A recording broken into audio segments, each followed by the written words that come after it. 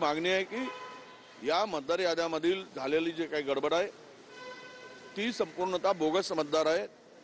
Bogus मतदार तयार करून ह्या निवडणूक जिंकण्याचा नवीन फंडा या देशामध्ये सुरू झालेला आहे। या संदर्भातली आज आमच्या मोर्चाच्या माध्यमातून आम्ही निवडणूक आयोगाला इशारा देऊ इच्छितो की जर हे स्वच्छ केलं नाही आणि सरकारचा भारतीय जनता पक्षाचा पार्टनर म्हणून जर काम करत असाल, त्याचा सहयोगी पक्ष म्हणून तुमची भूमिका असेल तर या देशातील लोकशाही धोक्यात आहे। या देशामध्ये उद्याचा भविष्य अंधकारमय आहे।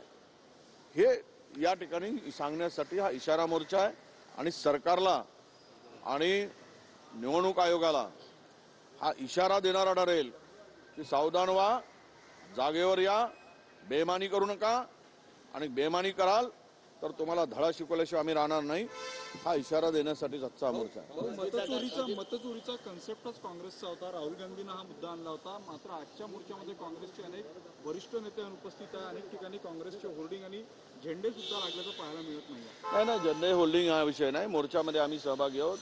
मी तिथे चाललेलो आहे, विधिमंडळ पक्षाचा नेता आहे। मला वाटते बाळासाहेब आहेत, वर्षा गायकवाड आहेत, अनेक नेते दिग्गज आहेत महाराष्ट्रातील। त्यामुळे असं काही त्यामध्ये सर्वच फौज उतरली पाहिजेत अशातली गरज नाही। अनेक कामामध्ये आता निवडणुकीचा पिरियड आहे। पण एक काय की मतचोरी झाली, मतचोरीमुळे सरकार आलं, मतचोरीने बेमानी करून सत्ता बळकवली, हे आता सिद्ध झालेलं आहे। आणि आता आमच्या सगळ्या राज ठाकरे साहेबापासून सगळ्यांना आता राहुल गांधींचा मुद्दा पटलेला आहे। राहुल गांधींनी जे ही चोरी पकडली त्यावर आता एकमत सर्वांचं झालेलं आहे।